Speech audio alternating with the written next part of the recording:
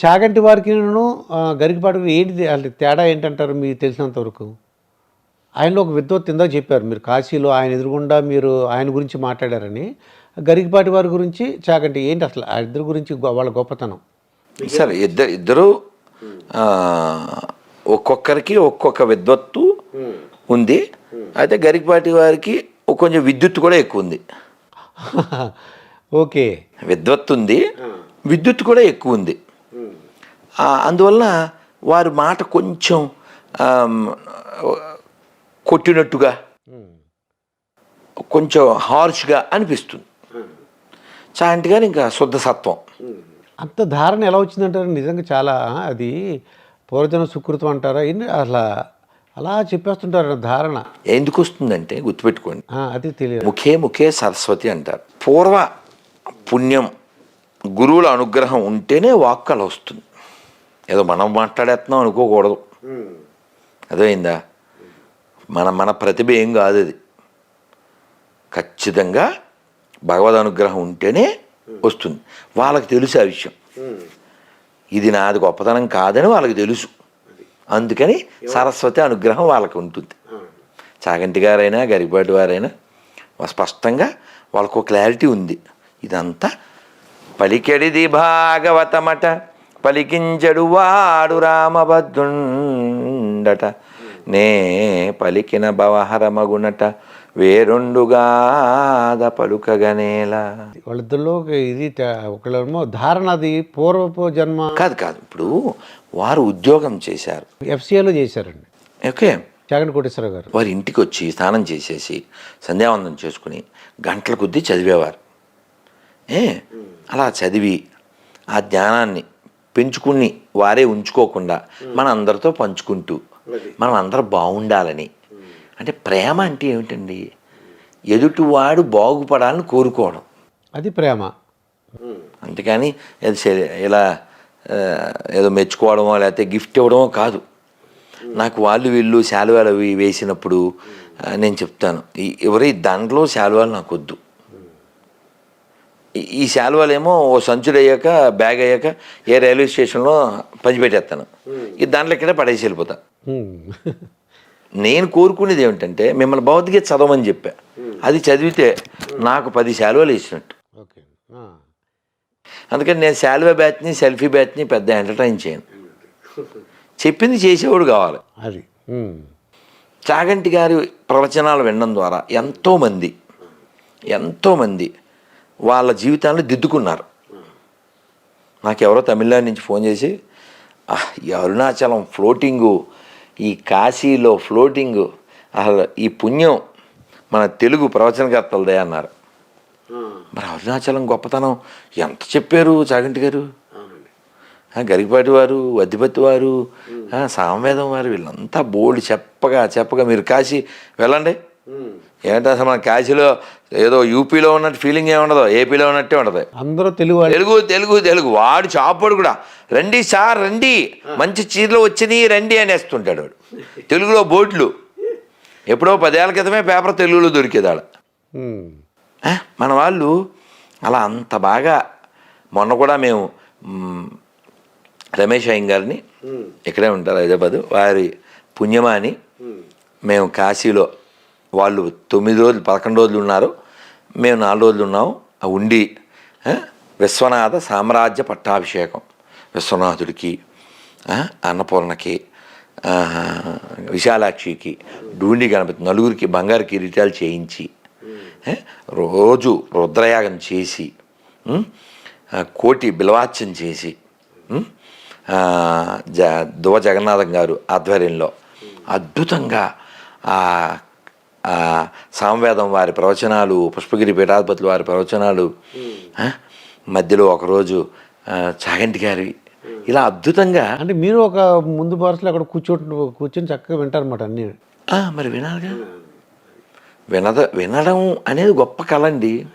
నేను అందుకే ఉదయం పూట నేను మౌనంలో ఉంటాను. 9, 10, 11, 12 వరకు ఎంత వింటే మౌనంలో ఉంటాను, వింటూ ఉంటాను. వినాలి. అసలు చాగంటి గారు చాలాసార్లు చెప్పారు, శాస్త్రంలో చెప్పింది ఏంటి, శృణ్వంతప. అసలు ఇప్పుడు సమాజంలో చాలా మంది పక్కదారి పెట్టిపోవడానికి కారణం ఏంటి? చెవులు వాడకపోవడం కదా సార్. అది ఇప్పుడు గొర్రెలుగా ఎవరు మతం మారుతారు సార్? చెవులు వాడినోళ్ళు మెదడు వాడినోళ్ళే కదా సార్. నీ పూర్వీకులు ఎదవలని డిక్లేర్ చేయడమే కదా సార్ నువ్వు మతం మారడం అంటే. మీరు చెప్తారా మీ తాత ఎదవని? అవును, నేను చెప్పను. నువ్వు చెప్తావా? ఇఫ్ యు ఆర్ ఏ గొర్రె యూ విల్ టెల్. ఎవరు చెప్పరు కదా సార్. నేను ఆ క్వశ్చన్లో అడిగాను.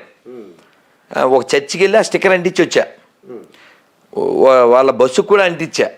అలా చాలా చర్చిలకి. మీకు అప్పుడు వాళ్ళు కొట్టడం తిట్టడం భయం, అలా మీ భయం ఉండదు? వాళ్ళు మన చూస్తేనే పరారు కదా సార్. మీరు కొట్టండి నెట్లో గొర్రెలు పరారని. మీద వీడియో చూసాను నేను, పార్ట్ 1 పార్ట్ 2. గొర్రెలు పరారు సార్. అలా మనోళ్ళే కదా సార్. అంటే కొడతారేమో అని నాకు, అంటే మీకు ధైర్యానికి ఏంటంటే మేము మాలటంలో అనుకోండి భయం వేస్తుందండి. అన్నో ఏమంటారో ఏంటో. అంటే ఏమంటారు? ఇప్పుడు నేను చెప్పేది అబద్ధం అయితే నాకు భయం ఉంటుంది సార్. మీకు అర్థమైందా?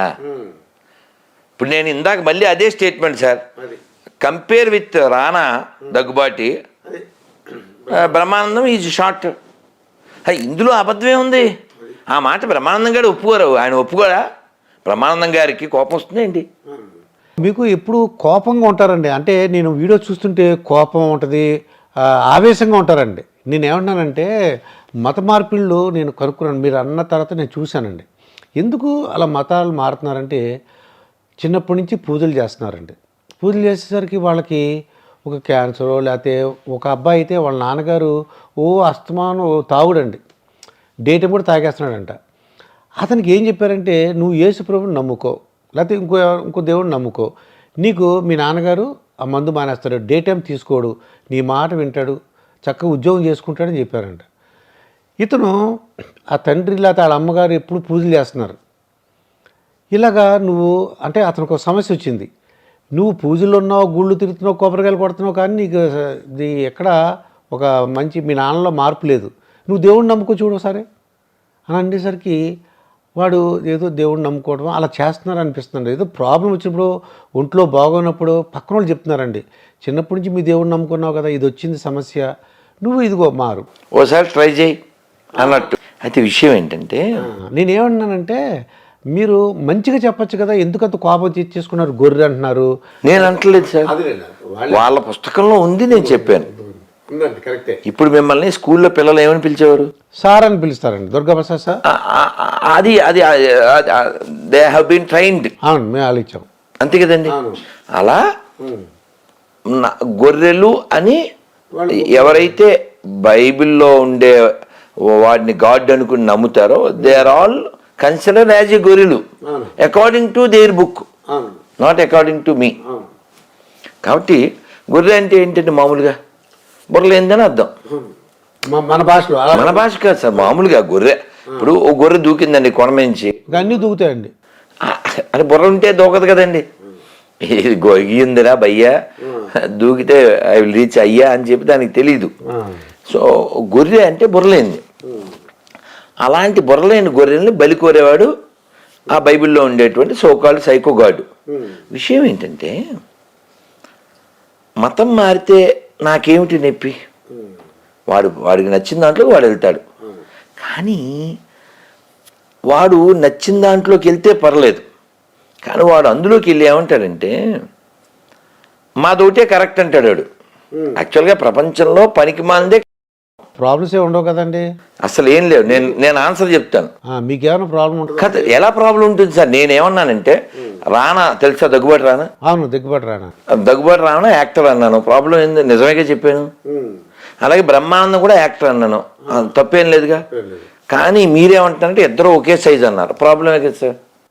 ఒక సైజ్ కాదు, ఎలా కాదుగా, అవి పొడుగు పొట్టి. ఆయన 7+ ఎంతో ఉంటాడు, ఏదైనా 5+ ఉంటాడు. బోత్ ఆర్ యాక్టర్స్, మేము ఒప్పుకుంటాం. But both are not same size, ఒప్పుకోం. అది ఒప్పుకో అంతే. అంతేనా? పనికి మాలిందని ఎందుకన్నా అంటే వాడు మూడులను తయారు చేస్తాడు, గొర్రెలను తయారు చేస్తాడు. ఇది వీరుల గడ్డ, but they want to make ఎర్రగడ్డ. ఇప్పుడు నేను ఒక 26 క్వశ్చన్లు ఉన్నాయి సార్. ఆ క్వశ్చన్లో నాకు 13 క్వశ్చన్లకి ఆన్సర్ చెప్తే నేను కూడా మతం మారిపోతా. నాతో పాటు దుర్గాప్రసాద్ గారిని, సీనుని, పూర్ణ అందరిని మతం మార్చేస్తాం. ఇప్పుడు వాళ్ళు ఎవరైతే క్రైస్తవులని చెప్పుకుంటున్నారో వాళ్ళది చెప్పుకోవడం అనే దాన్ని మనం వ్యతిరేకించాం. కానీ వాళ్ళు ఏమంటారంటే మా నాన్నగారు గొప్పవారు అని నేను మీతో 1 అవర్ చెప్పాను అనుకోండి, ఏంటో ఇంక నాన్న ఒక్కడి గురించి చెప్తున్నాడు, ఇంకే ఇంటర్వ్యూ ఏం చేస్తాం, బోల్డెన్ టాపిక్లు రాసుకున్నాం, ఏం అడగడం ఇవ్వకుండా చేస్తున్నాడు అనుకుంటారు. మీద కొంచెం చిరాకు వస్తుంది కానీ ఏమనరు. కానీ నేను మా నాన్నగారి గురించి మాట్లాడుతూ మీ నాన్న వేస్ట్ అన్నాను అనుకోండి, అప్పుడు మీకు బీపీ వస్తుంది.